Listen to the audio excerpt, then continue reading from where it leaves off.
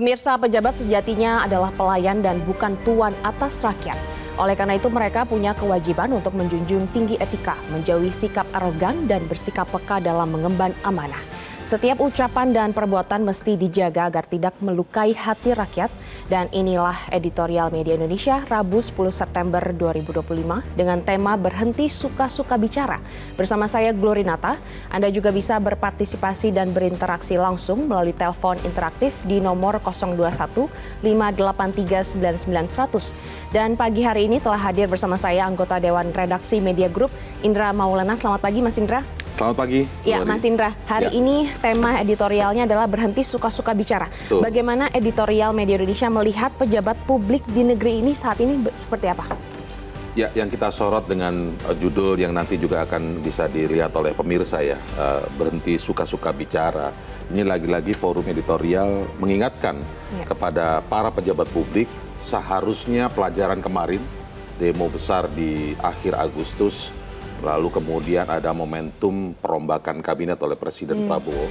Ini seharusnya menjadi momentum yang sangat baik bagi pejabat publik dimanapun berada, baik itu di eksekutif maupun legislatif, baik itu di pusat maupun daerah, untuk kembali melihat diri, berkaca dari sisi empati.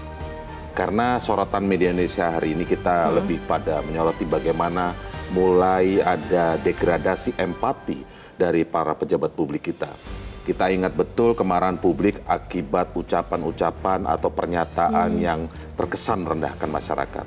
Ternyata kemarin masih kita temui setelah Presiden Prabowo melakukan perombakan kabinet, ada seorang menteri yang kemudian menyampaikan bahwa yang kemudian dinilai dan menjadi viral, bahkan tadi di berita sebelumnya sudah menunjukkan minta maaf begitu ya. Tetapi ini sekali lagi forum untuk mengingatkan, berucaplah dengan penuh empati.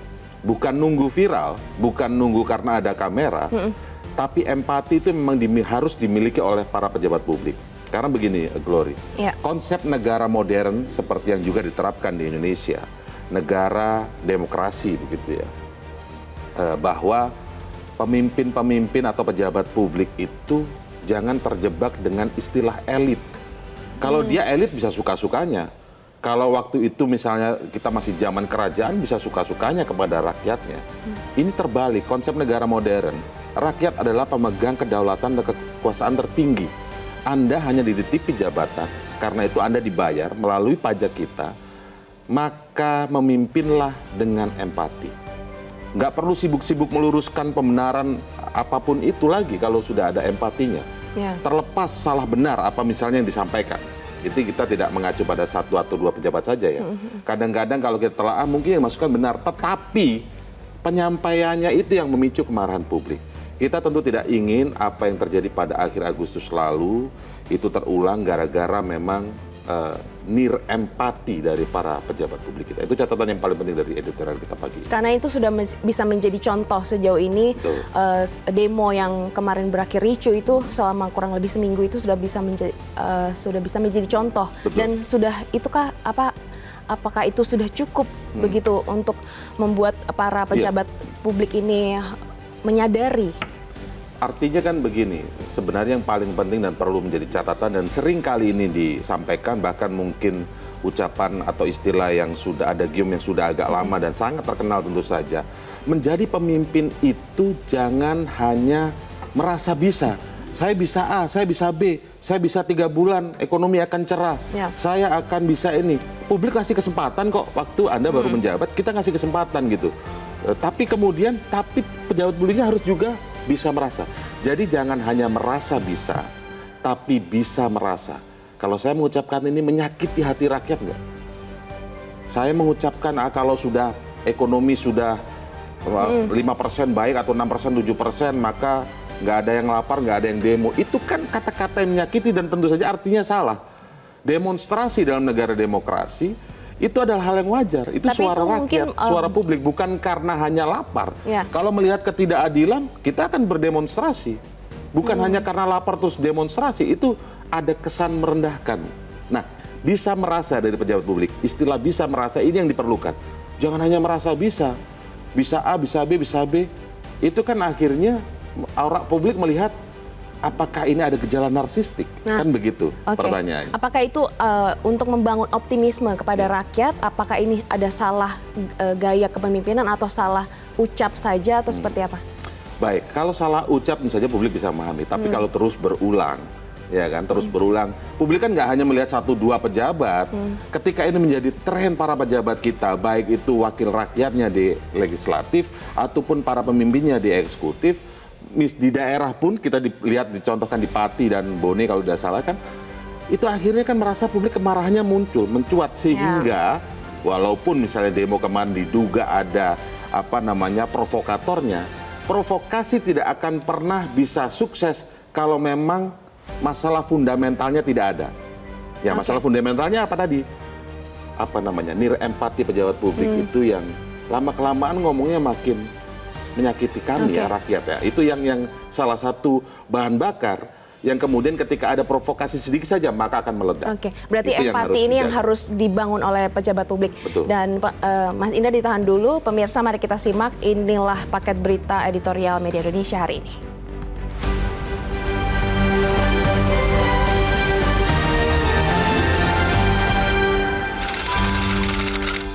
Berhenti suka-suka bicara.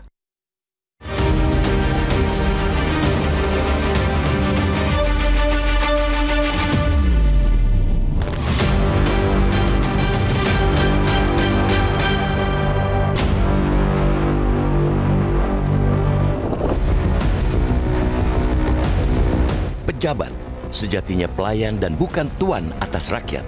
Oleh karena itu, mereka punya kewajiban untuk menjunjung tinggi etika, menjauhi sikap arogan, dan bersikap peka dalam mengemban amanah. Setiap ucapan dan perbuatan mesti dijaga agar tidak melukai hati rakyat. Namun, nilai-nilai luhur tersebut di atas kerap luput dalam praktik di lapangan. Salah satu contohnya ialah Purbaya Yudi Sadewa yang baru saja dilantik sebagai Menteri Keuangan 2025-2029. Ia mengeluarkan kalimat yang terkesan mengabaikan suasana kebatinan masyarakat. Ketika merespons gerakan 17+8, Purbaya menilai hal tersebut merupakan suara kelompok kecil masyarakat yang tidak puas. Suksesor Sri Mulyani itu juga percaya diri akan menciptakan pertumbuhan ekonomi 6-7% agar demonstrasi hilang karena rakyat sibuk cari kerja dan makan enak. Harus kita katakan, Purbaya mengeluarkan pernyataan yang tidak sepenuhnya benar, tidak tepat waktu, dan terlalu percaya diri. Pertumbuhan ekonomi yang tinggi kendati diimpikan banyak negara, bukan jaminan bahwa masyarakat akan berhenti menyuarakan protes ketika roda pemerintahan bergerak miring serta keluar dari rel keadilan. Purbaya juga harus menginsafi bahwa demonstrasi bukan semata-mata soal ekonomi, melainkan juga soal keadilan. Reformasi 1998 misalnya merupakan buah dari aksi unjuk rasa mahasiswa menolak otoritarianisme Orde Baru serta menuntut diakhirinya praktek korupsi, kolusi, dan nepotisme yang mengakar. Begitu pula dengan 17+8, tuntutan rakyat yang tidak melulu persoalan ekonomi. Poin-poinnya berspektrum luas dan mendesak mulai dari reformasi DPR dan partai politik, pengesahan rancangan undang-undang perampasan aset, revisi undang-undang kepolisian dan undang-undang TNI, hingga penguatan Komnas HAM. Kita tentu bertanya-tanya, bagaimana mungkin seorang Menteri Keuangan bisa sembrono dalam berucap, mengeluarkan kalimat yang terkesan mengecilkan suara rakyat? Padahal saat dilantik oleh Presiden Prabowo Subianto, ia telah mengucap sumpah untuk menjunjung etika. Ketika lisannya berujung kontroversi, Purbaya kemudian memberi klarifikasi dan permintaan maaf. Ia menyebut masih baru menjabat sehingga masih perlu penyesuaian. Purbaya pun membandingkan pengalamannya di lembaga penjamin simpanan yang minim sorotan. Namun permintaan maaf Purbaya itu ada yang menilai kurang tulus. Ia merasa kesalahan ucapnya langsung dipelintir. Padahal pernyataannya memang sudah keliru sejak awal, bukan karena dipelintir dan disalahartikan. Klarifikasi Purbaya tentang lingkungan kerjanya di masa lalu yang jauh dari sorotan publik sebenarnya juga bermasalah. Ia menyiratkan bahwa perbedaan suasanalah yang membuatnya tergelincir dalam pernyataan kontroversial. Alasan semacam itu sulit diterima nalar publik. Sebab begitu seseorang dilantik menjadi menteri, ia harus siap bekerja dalam sorotan dan pengawasan penuh. Menjadi pejabat publik berarti membuka diri terhadap kritik, bukan merasa terganggu, apalagi menganggapnya sebagai beban. Lisan kontroversial Purbaya yang berujung klarifikasi semakin menunjukkan jabatan tinggi menuntut kecakapan komunikasi publik dan kapasitas teknis. Menteri adalah wajah dari negara sehingga harus mampu membaca suasana kebatinan rakyat dan meresponsnya dengan bijak. Prinsip ini tentu berlaku bagi seluruh menteri, tidak hanya Purbaya. Kasus lain yang mencuat ke permukaan adalah Raja Yuliantoni. Menteri Kehutanan itu menuai kontroversi setelah beredar foto dirinya bermain domino bersama Aziz Welang, mantan tersangka pembalakan liar. Meski sudah menyampaikan permintaan maaf kepada Presiden Prabowo Subianto dan Komisi 4 DPR RI, kita harus ingatkan agar Raja Yuli dan seluruh Menteri Kabinet Merah Putih bahwa standar etik pejabat publik jangan hanya ditegakkan ketika sesuatu terlanjur viral. Peganglah dan jalankan dengan sungguh-sungguh sumpah jabatan menteri. Etika harus menjadi suluh, bahkan ketika tidak ada kamera yang mengarah. Ingat bahwa jabatan publik bukanlah panggung untuk jemawa, melainkan sebuah amanah untuk bekerja memuliakan rakyat.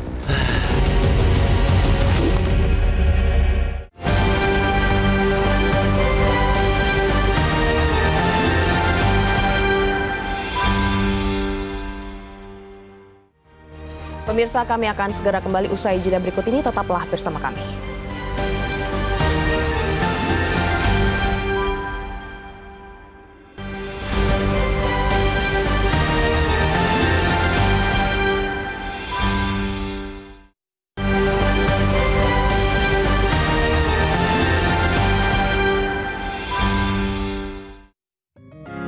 Media Indonesia mengajak Anda untuk mengakses fitur premium e-paper.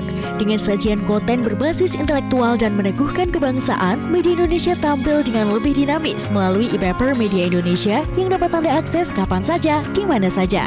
Caranya mudah, download aplikasi Media Indonesia di Android atau ketik link e-paper.mediaindonesia.com atau bisa scan QR Code pada layar kaca Anda. Klik tab e-paper di bagian samping layar tablet Anda. Daftarkan data diri, serta pilih paket berlangganan e-paper Media Indonesia sesuai dengan kebutuhan Anda. Nikmati juga bonus spesial tambahan 4 halaman rubrik fokus setiap hari. Semua bisa Anda dapatkan hanya di e-paper Media Indonesia. Untuk informasi lebih lanjut, hubungi customer service di nomor 0811 1201 2018 atau kunjungi media sosial @mediaindonesia. Media Indonesia, referensi bangsa. Dan pemirsa, sebelum kita membahas lebih lanjut, kita terhubung terlebih dahulu dengan penelpon. Ada Ibu Ipung dari Bali. Selamat pagi, Ibu Ipung. Pagi, Mbak Nita ya, sama Bang Indra ya. Ya, Ibu Ipung, bagaimana tanggapan Anda terkait dengan tema editorial Media Indonesia hari ini? 1, saya sedih. 2, kecewa. Baru sehari dan belum mulai bekerja gitu loh.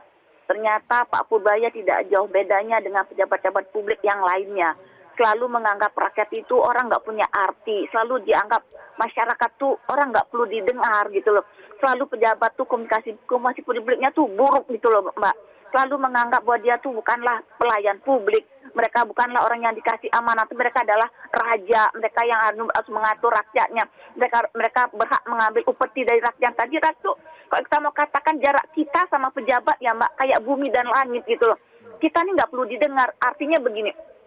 Dari 10 tahun belakang, saya lihat pejabat-pejabat itu sepertinya tidak pernah punya etika, tidak punya moral. Karena bahasanya selalu begini, saya ini kan tidak melanggar hukum. Jadi etika itu dengan bukan hukum, padahal hukum itu ada. Itu karena adanya norma etika, agama, dan moral. Jadi kalau saya katakan pejabat sekarang, hanya berpegang kepada hukum aja, tapi etika, moral, dan agama tuh nggak penting buat mereka. Jadi tolonglah, kita ini bukan orang bodoh, rakyat bukan semuanya goblok ya. Jangan sampai lagi bahasa kayak dulu, bahasa TOL itu turun lagi gitu loh. Berhentilah Pak, bekerja yang baik, Bapak dikasih amanah, urus negara dengan baik, urus keuangan negara dengan baik, jangan sampai negara ini bangkrut pada kita ini kaya. Makasih Mbak, selamat pagi. Baik, terima kasih Ibu Ipung. Selamat pagi. Ya, Mas Indra, bagaimana? Ini ada satu suara rakyat mewakili mungkin rakyat sedih, rakyat kecewa karena selama ini pejabat publik mengecilkan suara rakyat. Inilah potret yang kita tangkap dan karena itulah kita jadikan momentum untuk forum editorial mengingatkan kepada para pejabat publik. Tentu kita sangat sayang ya dengan para pejabat publik ini, makanya kita ingatkan melalui forum ini. Seperti apa yang disampaikan Bu Ipung, pemirsa kita, penelpon kita, artinya salah satu masyarakat di Indonesia yang kemudian melihat ini. Kata-kata yang paling penting apa tadi dari Bu Ipung? Antara pejabat dan rakyat ada jarak yang sangat jauh antara bumi dan langit. Ini Glory, salah satu yang kemudian kita ingatkan. Ketika jarak antara pejabat dan rakyat itu seperti bumi dan langit, ini adalah alarm yang harus bisa didengar, diperhatikan oleh para pejabat publik kita. Sekali lagi kita kembali ingatkan, dalam konsep negara modern, dan kita menganutnya, demokrasi, di mana para pejabat publik itu adalah mengemban amanah dari rakyat, pemilik kekuasaan sebenarnya. Jadi mulai dari presiden, wakil presiden, para menteri, apalagi para pembantu presiden, kepala daerah dan lain sebagainya, itu adalah pejabat yang dipilih dalam forum 5 tahunan, entah itu melalui pemilu kada, yang mana rakyat memberikan kontrak 5 tahun. Tolong pimpin kami dengan KPI seperti A, B, C, D. Nah, ketika belum kita menagih tugasnya, kok ngomongnya kayak begini ya? Kok perilakunya kayak begini? Jadi kita ingatkan lagi, ini bukan hanya soal ucapan ya, bukan hanya soal tutur kata, tapi perilaku. Jadi kita tidak hanya berbicara tentang Pak Purbaya atau para pejabat-pejabat lain sebelumnya tentang pernyataannya, tapi kita juga ingatkan misalnya Menteri Kehutanan Raja Juli Antoni, kemudian sebelumnya ada yang sudah di reshuffle ya Pak Abdul Qadir Karding, bermain domino ya. Apakah salah main domino? Ya lihat-lihatlah tempatnya. Anda ini pejabat publik, orang sedang merasakan kesulitan kepastian tentang pekerjaannya, ekonominya seperti apa, ya sektor informal pekerjaan kita cukup tinggi, artinya kan ketidakpastian mereka mendapatkan pendapatan, kondisi bangsa juga seperti sekarang ini. Lalu dia bermain domino. Bukan hanya soal dengan siapa mainnya ya, bermain dominonya saja itu seperti kok Anda nggak sedang ngurusin rakyat ya, kan begitu tuh. Jadi ada soal itu. Memang sudah minta maaf. Nah ini catatan penting. Nah bagaimana dengan permintaan maaf itu? Apa yang harusnya kita menyikapi itu? Tentu publik ketika sudah minta maaf secara normatif, secara agama juga mengajarkan ada orang minta maaf ya kita maafkan. Tetapi kan tidak boleh lewat begitu saja karena ini pejabat publik, harus menjadi pembelajaran. Jangan kemudian setelah viral minta maaf, apalagi minta maafnya juga ada yang mengesankan kok dipelintir, siapa yang melintir Pak? Kan begitu. Ini nggak melintir, pernyataannya salah gitu. Jadi bukan melintir, jadi kalau minta maaf pun harus tulus, jangan defensif. Minta maaf lah karena memang ada salah gitu. Nah kemudian juga oke minta maaf, tapi jangan kemudian karena sudah viral, karena sudah ada kamera. Jadi empati yang dimaksudkan di sini itu adalah nggak nunggu kamera, nggak nunggu viral. Tapi empati ketika tidak ada yang nyorot pun, ketika Anda memimpin sebagai pejabat publik di lembaga yang mungkin nggak terlalu disorot masyarakat pun, harus ada empatinya.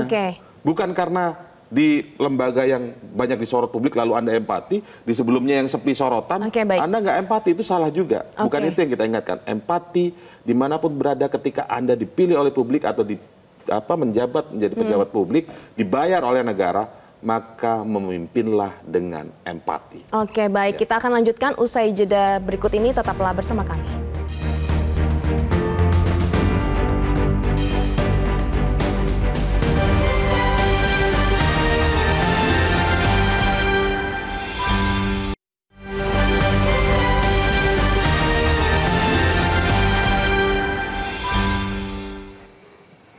Pemirsa, Anda kembali di editorial Media Indonesia dan kita akan lanjutkan perbincangan. Berarti Mas Indra, dari semua perjalanan yang kemarin kita rasakan, demo yang berakhir ricuh, ini sebenarnya pelajaran penting apa yang bisa dipetik dan juga catatan penting apa yang kita bisa pelajari? Betul, ini sekali lagi di forum editorial tentu forum ini mau mengingatkan pejabat publik agar berfokuslah kerja sesuai dengan KPI ya, yang sudah ditetapkan oleh pimpinannya, dalam hal ini mungkin presiden kalau untuk menteri. Lalu kemudian kejarlah itu dengan semaksimal mungkin agar memang kita keluar dari persoalan-persoalan bangsa. Misalnya kalau dalam soal ekonomi, pertumbuhan kita harus bisa dikejar dengan baik. Tetapi tentu saja yang jangan lupa adalah Lakukan itu semua dengan empati. Yang kita soroti di sini empati bukan hanya soal ucapan, bukan hanya soal perilaku, tapi juga kebijakan. Jadi kalau dasarnya punya empati dengan baik, kemudian mau mengeluarkan kebijakan, taruhlah misalnya enggak ini harus ikut harga pasar misalnya soal komoditas tertentu, entah itu beras atau mungkin tentang bahan bakar. Tapi kan ada empati di situ. Rakyat saya sedang mengalami kesulitan pekerjaan di era yang sekarang ini. Di era yang mungkin serba sulit, angka PHK masih tinggi, misalnya seperti itu. Maka empati di situ akan berbicara. Ya sudah, akan ada bantuan, akan ada insentif khusus, dan lain sebagainya. Jadi empati itu tidak hanya di bibir, tidak hanya di kata-kata, tidak hanya di perilaku, behavior, tapi juga nanti berujung pada kebijakan. Nah kalau ini maka ini akan membuat jarak yang katanya tadi jauh antara rakyat dengan pejabat itu semakin dekat. Apakah masalahnya hilang? Mungkin masih ada persoalan-persoalan tentang ekonomi dan lain sebagainya. Tapi ketika jarak itu dekat, maka akan yang terjadi adalah kerjasama antara rakyat itu sendiri dengan pejabat. Sehingga kita evaluasi dulu, nggak buru-buru kita bicara soal teknis penyelesaian masalah bangsa ini, tetapi bagaimana empati itu dekatnya pada pejabat publik. Nah kita ingatkan sekali lagi, semoga nggak ada alasan untuk jabatan ini dadakan sehingga saya harus ini. Enggak, ini dasarnya empati kok. Empati itu kan manusiawi. Kalau dasarnya nggak punya empati, ini yang sulit. Jadi bukan soal jabatannya mendadak atau enggak. Jabatan mendadak itu kalau misalnya gini ya, saya harus dikejar waktu untuk kemudian mencapai A dalam waktu dekat. Itu mungkin mendadak sehingga bisa alasan saya belum punya planning dan melakukan ini. Tapi kalau empati itu ketika Anda lahir sebagai manusia, empati berarti itu harus selalu ada. Seperti itu ya? Empati itu harus selalu ada. Nah, untuk kemudian bisa mendekatkan empati ini, sering-seringlah turun ke rakyat untuk mengetahui apa yang dialami rakyat. Oke, baik. Ini menjadi catatan penting bagi pejabat publik. Semoga kedepannya bisa sama-sama memperbaiki. Baik. Dan pemirsa, peganglah dan jalankanlah sungguh-sungguh sumpah jabatan menteri. Etika harus menjadi suluh, bahkan etika tidak ada kamera yang mengarah. Ingat bahwa jabatan publik bukanlah panggung untuk jemawa, melainkan sebuah amanah untuk bekerja memuliakan rakyat. Demikianlah editorial Media Indonesia saat ini. Saya Glorinata pamit undur diri. Terima kasih dan sampai jumpa.